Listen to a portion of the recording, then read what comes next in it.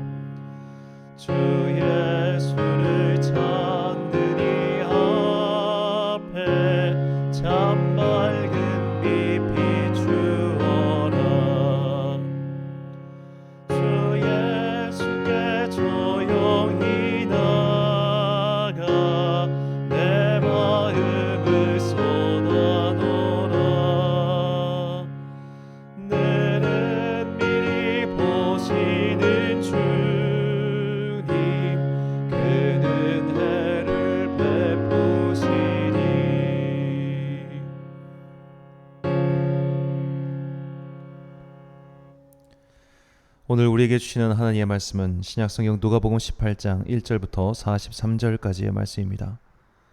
누가복음 18장 1절부터 43절까지의 말씀. 이제 봉독하겠습니다. 하나님의 말씀을 경청하십시오. 예수께서 제자들에게 늘 기도하고 낙심하지 말아야 한다는 뜻으로 비유를 하나 말씀하셨다. 어느 거울에 하나님도 두려워하지 않고 사람도 존중하지 않는 한 재판관이 있었다. 그 고을에 과부한 사람이 있었는데 그는 그 재판장에게 줄곧 찾아가서 내 적대자에게서 내 권리를 찾아주십시오 하고 졸랐다.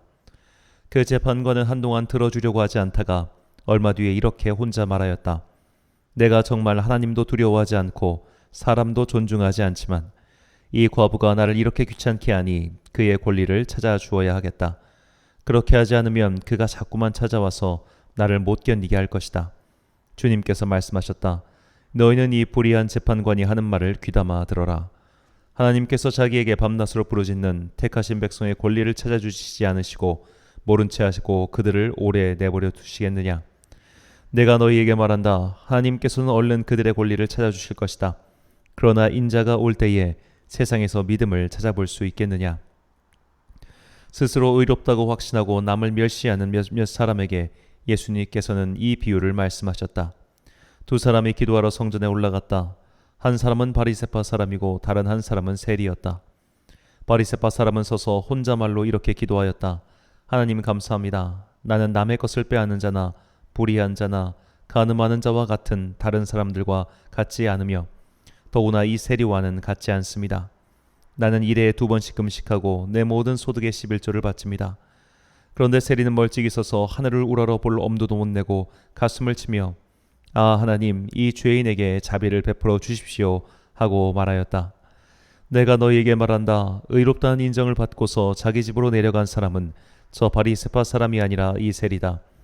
누구든지 자기를 높이는 사람은 낮아지고 자기를 낮추는 사람은 높아질 것이다. 사람들이 아기들까지 예수께로 데려와서 쓰다듬어 주시기를 바랐다. 제자들이 보고서 그들을 꾸짖었다. 그러자 예수께서 아기들을 가까이 부르시고 말씀하셨다. 어린이들이 내게로 오는 것을 허락하고 막지 말아라. 하나님의 나라는 이런 사람의 것이다. 내가 진정으로 너희에게 말한다. 누구든지 어린이와 같이 하나님의 나라를 받아들이지 않는 사람은 거기에 들어가지 못할 것이다. 어떤 지도자가 예수께 물었다.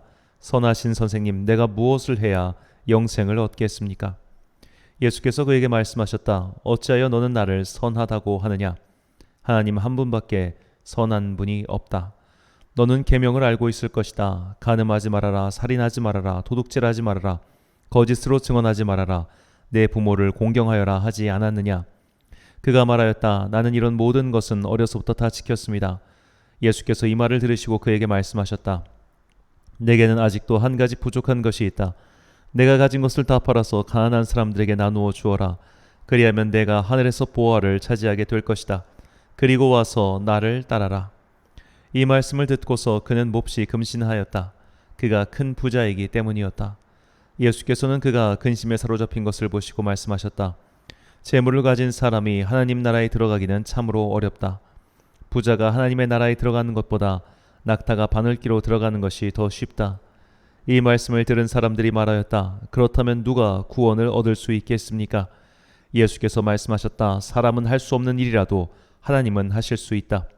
베드로가 말하였다. 보십시오. 우리는 우리에게 속한 것들을 버리고서 선생님을 따라왔습니다. 예수께서 그들에게 말씀하셨다. 내가 진정으로 너희에게 말한다. 하나님의 나라를 위하여 집이나 아내나 형제나 부모나 자식을 버린 사람은 이 세상에서 여러 갑절로 받을 것이고 또한 오는 세상에서 영원한 생명을 받을 것이다. 예수께서 12제자를 곁에 불러 놓으시고 그들에게 말씀하셨다. 보아라, 우리는 예루살렘으로 올라가고 있다. 인자를 주고 예언자들이 기록한 모든 일이 이루어질 것이다. 인자가 이방 사람들에게 넘어가고 조롱을 받고 모욕을 당하고 침뱉음을 당할 것이다. 그들은 채찍질한 뒤에 그를 죽일 것이다. 그러나 그는 사흘째 되는 날에 살아날 것이다. 그런데 제자들은 이 말씀을 조금도 깨닫지 못하였다. 이 말씀은 그들에게 그 뜻이 감추어져 있어서 그들은 말씀하신 것을 알지 못하였다. 예수께서 여리고에 가까이 이르셨을 때에 일어난 일이다. 어떤 눈먼 사람이 길가에 앉아서 구걸을 하고 있다가 무리가 지나가는 소리를 듣고서 무슨 일이 일어나느냐고 물어보았다. 사람들이 나사렛 예수가 지나가신다고 그에게 일러 주었다. 그러자 그는 소리를 질렀다. 다윗의 자손 예수님, 나를 불쌍히 여겨 주십시오. 앞에 서서 가던 사람들이 조용히 하라고 그를 꾸짖었으나 그는 더욱더 크게 외쳤다. 다윗의 자손님, 나를 불쌍히 여겨 주십시오. 예수께서 걸음을 멈추시고 그를 데려오라고 분부하셨다. 그가 가까이 오니 예수께서 그에게 물으셨다. 내가 내게 무엇을 해주기를 바라느냐? 그가 대답하였다. 주님, 내가 볼 수 있게 해주십시오. 예수께서 그에게 말씀하셨다. 눈을 떠라. 내 믿음이 너를 구원하였다. 그러자 그는 곧 보게 되었고 하나님께 영광을 돌리면서 예수를 따라갔다. 사람들은 모두 이것을 보고서 하나님을 찬양하였다. 아멘. 그저 사랑하기 때문에란 제목으로 하나님의 말씀 선포하겠습니다. 이 성경에 나온 최초의 살인자의 이야기는 가인과 아벨의 이야기입니다. 가인이 아벨을 죽인 정확한 동기는 성경에 나오지 않습니다. 정확한 동기가 나오지 않고 그 부분이 여백으로 남겨져 있기 때문에 그 여백의 부분을 채우기 위해 많은 사람들이 옛날로부터 지금까지 여러 상상력을 동원했습니다. 가인은 왜 아벨을 죽였을까요? 자신의 재물은 하나님께서 받지 않으시고 아벨의 재물만 받으시니 이것에 대한 질투심으로 동생을 죽이지 않았을까? 그렇게 많은 사람들이 생각을 합니다. 이런 질투의 마음도 분명히 있었겠지만 저는 여기에 이런 마음도 한 가지 있지 않았을까라고 추측을 해봅니다. 바로 부끄러움입니다. 가인에 비해서 아벨은 의인이었으니 그 아벨의 모습을 볼 때마다 자신의 잘못과 죄가 생각나서 나를 부끄럽게 만드는 존재를 용납하지 못하고 죽인 것은 아닐까 하는 상상을 해봤습니다. 각자의 집에 거울이 없는 분은 없을 겁니다. 자신의 상태를 점검하기 위해서 우리는 모두 거울을 봅니다. 그런데 만일 내 외면이 아니라 나의 내면을 적나라하게 보여주는 거울이 있다면 어떻게 될까요? 아마 우리는 그 거울을 더 이상 보지 못하고 깨버릴 겁니다. 자신이 자신의 모습을 직면하는 것은 굉장한 용기가 필요한 일입니다. 우리는 사실 그렇게까지 나의 속모습을 직면하고 싶지 않아서 여러 가지 핑계를 대면서 그런 직면의 상황을 피해가고 있는 것은 아닐까요? 서양의 괴담 중 도플갱어 괴담이 있습니다. 이 세상에는 나와 똑같이 생긴 사람이 있는데 그 사람을 보면 나는 죽는다라는 옛 괴담입니다. 이 괴담은 심리적으로 참 설득력이 있는 이야기죠. 나와 똑같은 존재를 그냥 받아들이고 살 수 있는 사람은 적습니다. 오히려 나와 가장 닮은 존재를 더 쉽게 증오할 수 있지요. 아주 간단한 예를 들어본다면 길 가다가 나와 똑같은 옷을 입고 가는 사람을 보면 안정감이나 행복을 느끼는 사람은 별로 없을 겁니다. 거의 모든 사람은 자신의 본 모습을 싫어합니다. 그래서 본 모습이 드러나는 순간 수치심과 부끄러움 그리고 어떤 감정이 당연히 밖으로 나오기 마련이지요. 구약 성경을 보면 천사들과 같은 하나님의 사자를 만났을 때 사람들의 반응이 대부분 비슷합니다. 이제 나는 죽었다라고 하죠. 이것을 위에 앞서 말한 이야기와 섞어서 해석해 본다면 하나님의 사자를 만난다는 것은 어떻게 보면 부끄러운 자신의 상태를 강제로 직면하게 되는 그런 상황은 아닐까 그렇게 생각을 해봤습니다.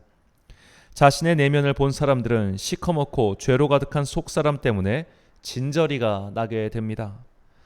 이런 속사람을 가진 내가 하나님 앞에 감히 설 수 있을까? 이런 속사람을 가진 내가 하나님 앞에서 벌을 받지 않고 살 수 있을까? 그러니 나는 죽게 될 것이다. 이런 생각을 하게 되는 것이죠.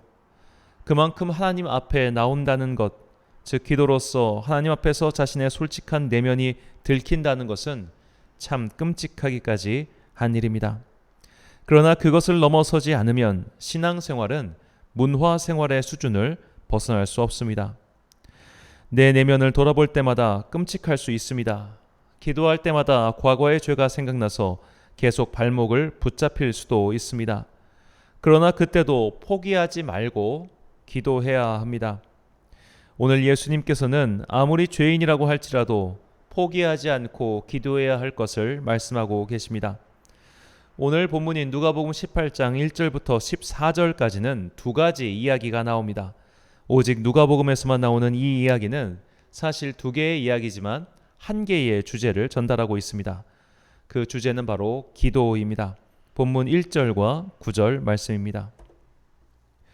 예수께서 그들에게 항상 기도하고 낙심하지 말아야 할 것을 비유로 말씀하여 또 자기를 의롭다고 믿고 다른 사람을 멸시하는 자들에게 이 비유로 말씀하시되.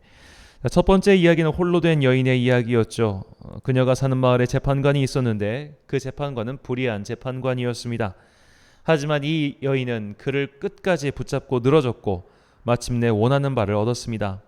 그래서 예수님은 기도하고 낙심하지 말아야 할 것을 먼저 가르치시죠. 본문 7절 말씀입니다. 하물며 하나님께서 그 밤낮 부르짖는 택하신 자들의 원한을 풀어주시지 아니하시겠느냐? 그들에게 오래 참으시겠느냐? 아멘. 자, 그리고 이어서 나오는 두 번째 이야기는 바리새인과 세리의 기도의 장면입니다. 바리새인은 죄를 짓고 산 게 없어서 율법에 기록된 만큼의 거룩하게 살아서 그런지 기도하는데 거리낌이 전혀 없습니다. 하지만 세리는 달랐습니다. 그 세리는 새 속에 물들어 살고 있었습니다. 아마도 이제 어떤 작가적 상상력을 발휘해 본다면 그 세리는 돈을 더 벌기 위해 혹은 자신이 편하기 위해 뇌물도 줬을 것이고 가난한 자의 고열을 빨아먹듯 돈을 강탈하기도 했을 겁니다. 돈은 인생의 모든 문제를 해결하진 않습니다. 하지만 대다수의 문제를 해결해 주죠. 그러니 얼마나 돈 하면서 살았겠습니까?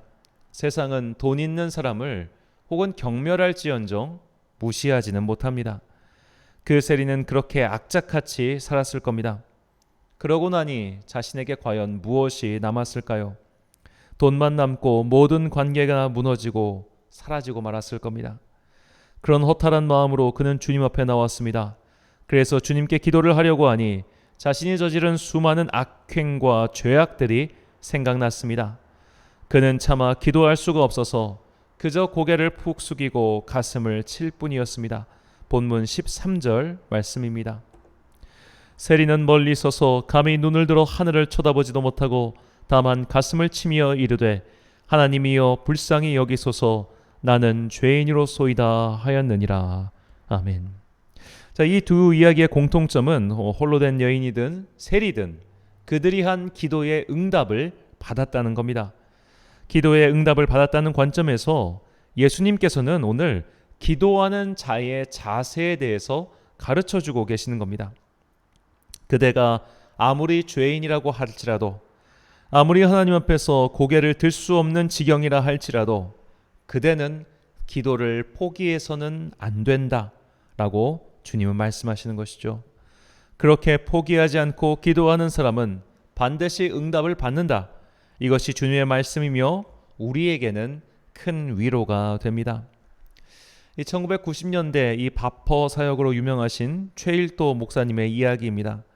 이분은 어려운 이들을 위한 바퍼 사역과 함께 청량리 지역에 죄 많은 사람들과 함께 거하시면서 교회를 세우셨습니다. 정말 너무나 많은 에피소드가 있는데 어느 날 한 건달이 목사님을 찾아왔습니다. 그러면서 목사님께 이렇게 말했습니다. 목사님, 나도 예수 좀 믿고 싶습니다. 그런데 제가 지금 이 담배를 끊지 못하겠습니다. 그러면 교회 나오면 안 되겠지요? 라고 말하자 목사님이 그게 무슨 상관이 있습니까? 담배 안 끊어도 되니 당장 교회부터 나와서 예배 드립시다 라고 하셨습니다. 그 당시 그분의 교회에는 아직 업소 생활을 정리하지 못한 여성들도 다니고 있었습니다. 아직 포주 생활을 정리하지 못한 이들도 있었습니다. 깡패 생활을 정리하지 못한 이들도 여럿 있었습니다. 최일도 목사님은 그들을 정죄하지도 않았고 빨리 그 삶을 정리하고 새 삶을 살아라 라고 촉구하지도 않았습니다. 그분은 알고 있었지요. 이들이 당장 그 삶을 정리하면 아무것도 할 수 없음을 알고 있었습니다. 이런 사람들을 정죄하는 것은 너무나 쉽지만 그것이 무책임한 말이라는 것을 알고 있었습니다. 사람조차도 이렇게 대답할지언데 하나님께서는 뭐라고 하시겠습니까? 너희의 더러운 기도는 듣지 않는다. 더러운 너는 감히 내 앞에 나올 수 없다. 당장 꺼져라 라고 말씀하시겠습니까? 우리는 이미 누가복음 15장에 나오는 잃어버린 양과 잃어버린 드라크마와 잃어버린 아들의 비유를 통해 하나님의 마음을 배웠습니다. 특히 잃어버린 아들을 대하는 아버지의 모습을 다시 생각해 보십시오. 그 아들이 아버지에게 무슨 보탬이 되겠습니까? 차라리 외국에 나가서 사업하다가 망해서 돌아오면 격려라도 받을 테지만 자신의 욕망을 위해 인생과 재산을 탕진한 그 아들이 무엇가 예쁘겠습니까? 그러나 아버지는 그저 아들이라는 이유 하나만으로 그를 받아주었고 사랑했고 그의 자리와 권리를 회복시켜 주었습니다. 네가 잃어버린 재산을 되찾을 때까지 종으로 살아라 라고 하지 않았습니다. 그저 아버지께 돌아온 그를 받아주셨습니다. 이것이 우리를 향한 하나님의 마음입니다. 그래서 주님께서는 누가복음 15장 7절에서 이렇게 말씀하셨습니다. 내가 너희에게 이르노니 이와 같이 죄인 한 사람이 회개하면 하늘에서는 회개할 것 없는 의인 99으로 말미암아 기뻐하는 것보다 더하리라. 아멘. 사랑하는 천안광성교회 성도 여러분, 그리고 이 새벽을 함께 깨우고 계신 귀한 주님의 자녀 여러분, 용서받지 못할 죄는 없습니다. 주님 앞에 나올 수 없는 죄인도 없습니다. 그러니 죄와 부끄러움에 자신을 가두어 놓고 주님을 외면하지 마십시오. 세상 모두가 나를 거부해도 결코 나를 버리지 않으시는 그분께 꼭 기도를 드리십시오. 그것이 회개의 기도이든 내 소망의 간구든 상관없습니다. 그분은 의인들의 기도만 받으시는 하나님이 아니십니다. 나 같은 죄인의 기도는 응답하지 않으실 거라는 생각을 하지 마십시오. 홀로 된 여인은 의롭게 살았기에 응답받은 것이 아니라 간절히 구했기에 응답받은 것입니다. 더 이상 자신을 정죄하고 미워하며 스스로 주님과 멀어지는 어리석은 길을 택하지 마십시오. 그럼에도 불구하고 주님께 나아가십시오. 그럼에도 불구하고 주님께 기도하십시오. 그럼에도 불구하고 주님께 손을 뻗어서 제발 나 좀 잡아주세요. 제발 나 좀 살려주세요라고 간구하십시오. 오늘도 주님께 간절한 마음으로 애통하는 심령으로 손을 뻗은 우리들을 주님께서는 사랑의 손으로 잡아주시고 안아주실 겁니다. 기도하겠습니다. 사랑과 은혜가 충만하신 아버지 하나님, 우리는 끔찍한 죄를 지었습니다. 감히 주님 앞에 낯을 들 수가 없는 죄인입니다. 그런데도 주님께서는 은혜를 베푸시어 지금까지 우리를 살려주시고 인도하시고 아직도 보살펴주고 계십니다. 우리가 무엇이길래 이토록 사랑을 주시는지 도무지 알 길이 없습니다. 주님의 큰 사랑이 지금도 우리를 감싸고 있으니 내 끔찍한 모습을 볼 때마다 더욱 주님께 매달리는 자녀가 되게 하옵소서. 아버지를 모욕한 아들도 받아주시는 큰 사랑을 기억하며 어떤 상황에 처한다 할지라도 어떤 일이 생긴다 할지라도 끝까지 주님을 붙잡고 사는 주님께 붙잡힌 자녀가 되길 원합니다. 추석 명절을 앞두고 많은 이들이 바쁜 업무 속에서 살고 있습니다. 이번 한 주 동안 맡은 바 일들을 잘 처리하고 다음 주에는 가족들과 함께 평안한 시간을 보낼 수 있도록 은총을 베풀어 주옵소서. 하지만 이 시기를 홀로 보내야 하는 이들이 있습니다. 외로움의 바다에서 헤엄을 치며 버텨야 하는 이들이 있습니다. 이 고독한 자들에게 은혜를 베풀어 주옵소서. 힘겨운 자들에게 힘을 주옵소서. 주님의 성령께서 그들에게 임재하사 차가운 바람이 그들의 영혼에 스며들지 않도록 지켜 주옵소서. 오늘도 우리를 받아주시는 주님 앞에 나왔사오니 큰 은혜로 감싸주시길 소망하오며 예수님의 이름으로 기도드립니다. 아멘. 주기도 문하심으로 새벽기도회를 마치겠습니다.